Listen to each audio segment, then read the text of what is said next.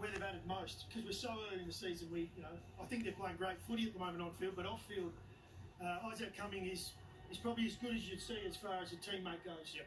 Filling buckets, unless of course you get Alex Neil-Bullen, which we did, and Alex goes to another level. So we were very deliberate with the acquisitions we looked at.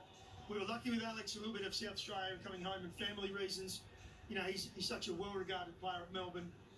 They had the respect to let him come back to South Australia, and we did whatever we could to get him. There's not many better. And then JP probably took 2 games to get going, but in the change rooms, he was going after day one. Easily connected with our group and just builds our cohesion. We're all excited about your opportunities in front of the 2025. On field, what have been the biggest shifts that have been made from last season to this? Well, a little bit more aggression back into our pressing game. We felt like last year we lost a little bit of that. We trained a couple of areas that we knew we had to address, and maybe we pushed it a little bit too far, and it had us sort of shifting back, not flooding, but it had us sort of sitting on our heels last year. And we want to get on our toes. We want to come forward. We want to pressure the oppo, and that changes week to week. But there's always a part of us that we love the fight. We're a team that we're still competing at the moment. I know a lot of the talks about our scoreboard and our offense, but it comes off our contest. It comes off our defense and our want for body work and for fight. And so we can stay in that space, and it's hard to do.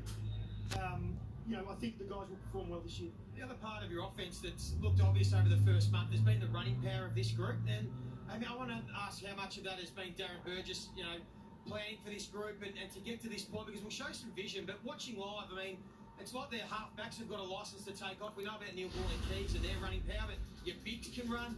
How much of a focus has this running game developed over the last couple of years? Well, we've worked now. It's been 5 years of really hard work to get that base. It's not something you can do, in 12 months.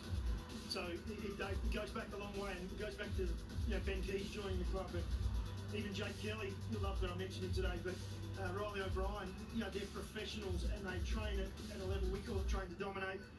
The rest of our group's got on board with that, so we are fitter, we're stronger, and part of our game is we're watching here. It's overlap. Get involved in our offense. Take a chance when we have the ball, because we believe we're going to execute. We're not always going to execute and get it right. We felt like last week we probably had that game where we weren't at our best. I want to ask about the evolution of Daniel Curtin. So there's a top 10 pick from a couple of years back, was going to be a key defender. He's now playing forward. He's only 11 games into his career, but he's showing promise. Where can he get to for you, do you think? What's similar, we're doing something similar that we did with Dan now with Sid.